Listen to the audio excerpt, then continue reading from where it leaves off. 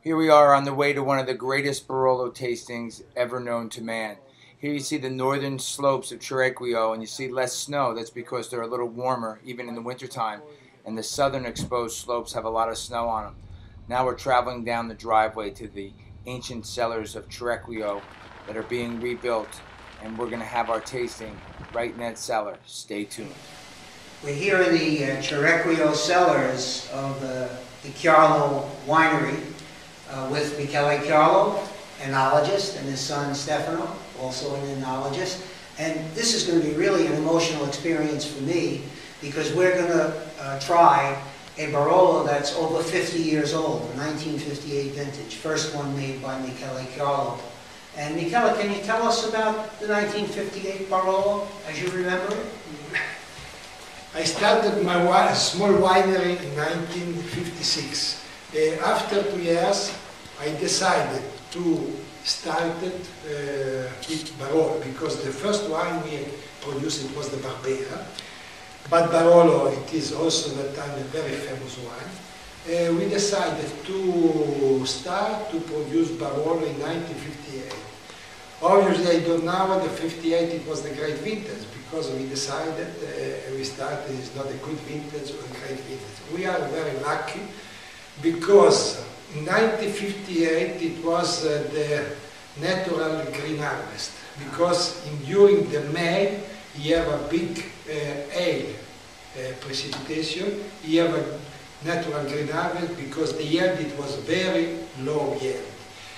Obviously, in 1958, the system of the production of the Barolo is totally different at this moment because all the system, we have a vinification with the contact with the skin and maturation about 35 to 40 days. Very long maturation with the skin. This wine is staying, you have aging 3 years in the large barrel, in the oak.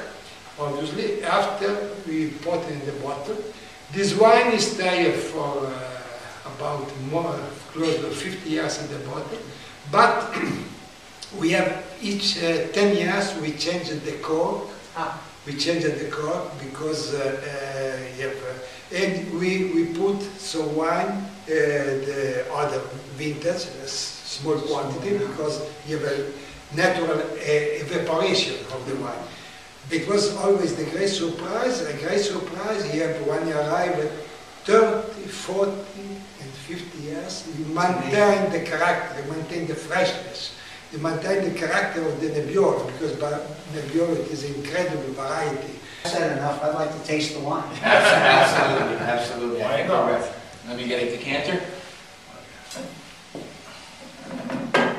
I always describe Barolo as being the wine at the end of the rainbow. People usually like, they start maybe with a Beaujolais or lighter wines, and then eventually they become more interested in these international style wines, very high alcohol, deep inky color. But then eventually they come to appreciate the great Verdoni's and the Pinot Noirs, and the Barbarescos and Barolos. And I think if people are willing to give Barolo time, it looks beautiful. Cork looks great. I think if people are willing to give Barolo time, it's really, it needs time in the glass for people to understand where Barolo goes and how it evolves. Yeah, I always describe it as time in a bottle. Should make a song. I think there was a song, Time in a Bottle. Now, this is a treat because this is 1958, and I was born in 1964. So this wine was made 6 years prior to my birth. So this is the oldest wine that I've ever drank.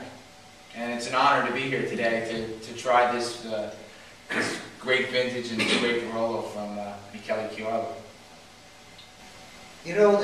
This color is what I expected, but it actually exceeds my expectations a little bit. I expected to see a little orange, garnet. For a wine that's over 50 years old, a Barolo, you would expect this. But it's brilliant, it's lustrous, and very alive.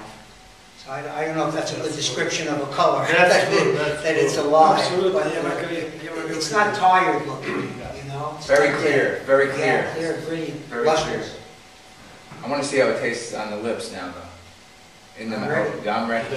Yeah, that's the right. It's always the right time. the spices is the cinnamon. Some cinnamon. There's still a lot of fruit and Yeah. balance and tannins. Absolutely. And the complexity, the backbone of the wine is still, it's still all here. It's wonderful. Candy fruit. I'm a food lover. I love wine and I love food. And what would, if you were going to drink this, maybe not a 58, but with Barolo in general, and then maybe with an older vintage, what kind of foods do you think the Piemontese would eat or eat with this food, or even in the United States, in New York City? Of course. Oh, red meat. Games. All cheese. They're all cheese. I think the meat, the red meat, or the steak, or the brasato, or the different meat. But also, aging Barolo, if you finish the dinner, if you have time of conversation, is the right time for give the time to the wine we finish with this Barolo with the old Piemontese cheese as the Rasquera or the Castelmagno, the cheese. If you don't have this kind of cheese. No, but also with the Parmesan cheese. Right. Also, very good.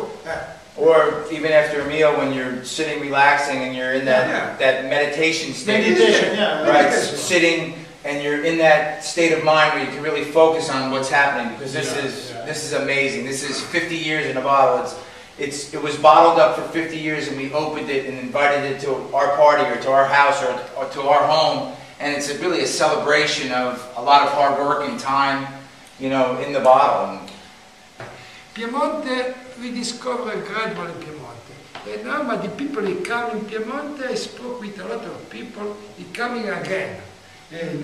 Because it was very attractive.